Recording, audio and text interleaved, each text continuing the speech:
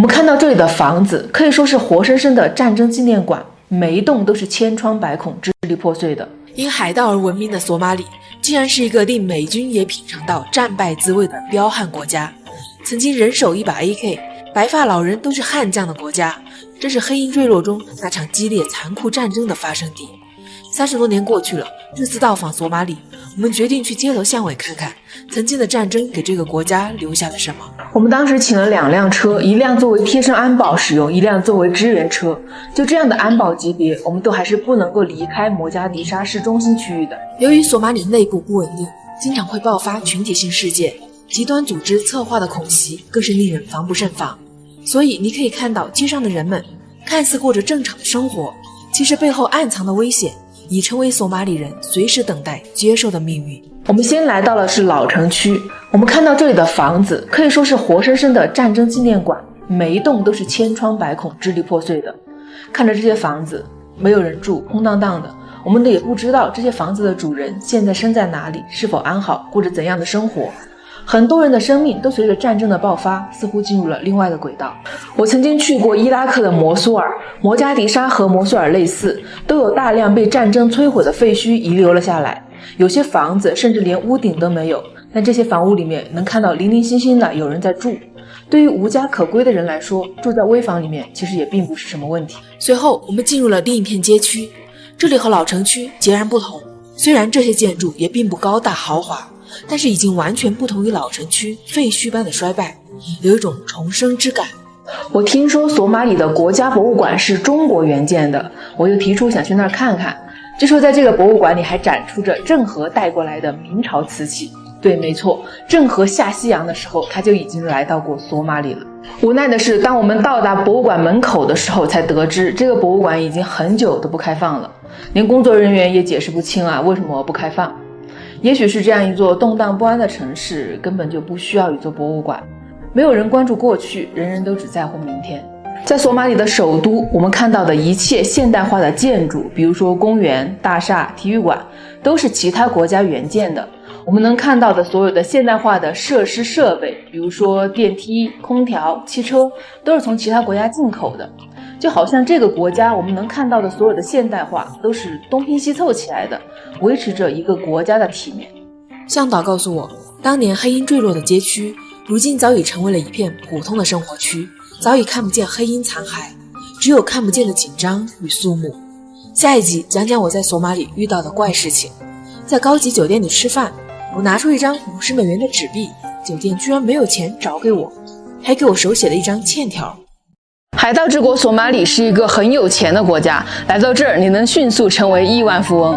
索马里又是一个很没钱的国家，我去餐厅吃顿饭，拿出50美元的纸币，餐厅居然都没有钱给我找零。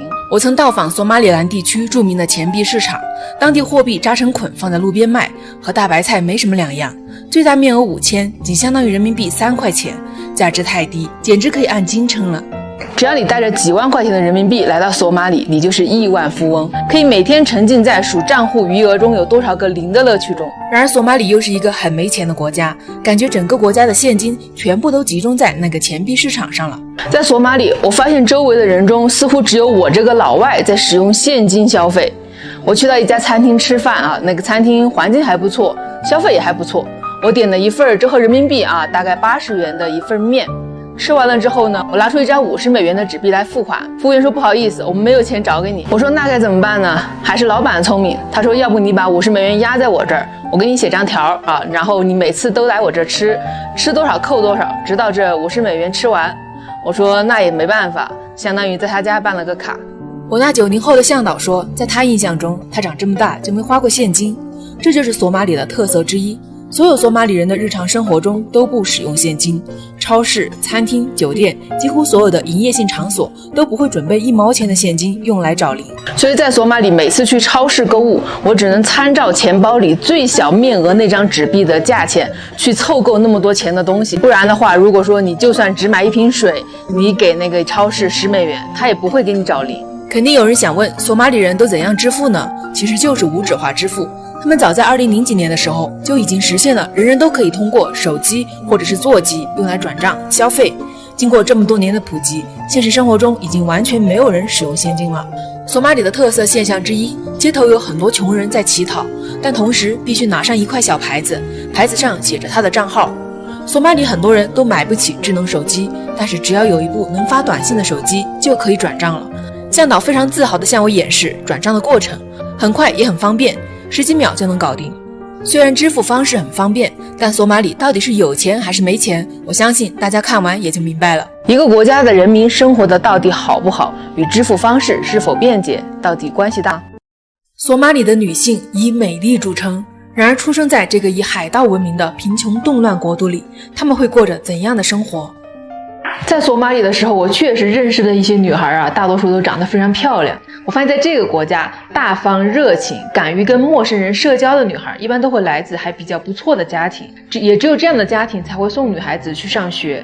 上过学的女孩，一般来说呢，对外界会更加的好奇，性格会更加的外向、包容。It's all his family. All family. All your children. Big family.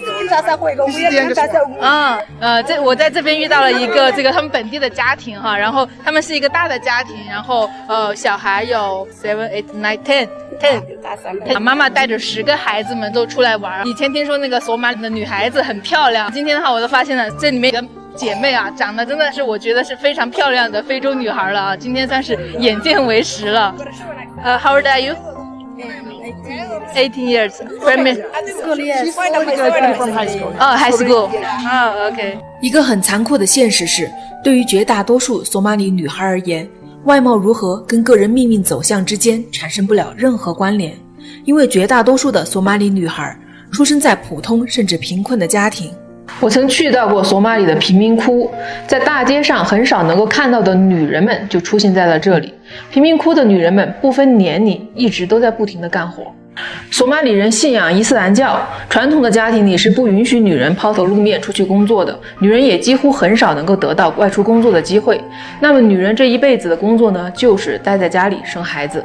只要这个女人的身体还过得去，那么生10几个孩子，照顾孩子，洗衣做饭，这一生才圆满。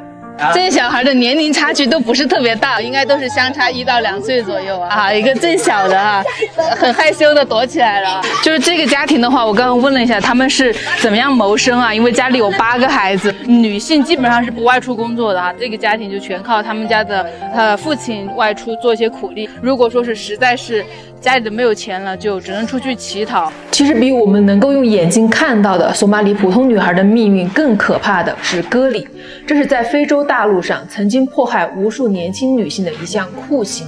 由于整个过程非常的残忍，我在这里呢也不多做描述，大家如果感兴趣的可以去搜索了解一下。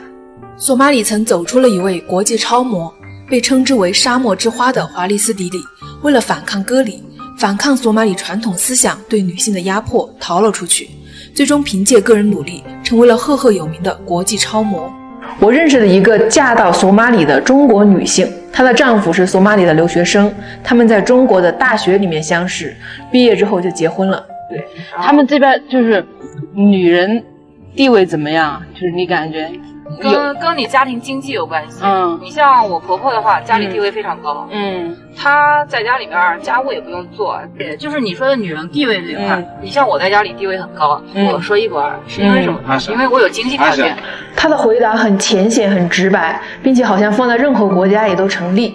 女性要想跳出生活的泥潭，做自己人生的主人，一颗勇敢坚强的心和不断提升的个人能力，就是自我救赎的左膀和右臂。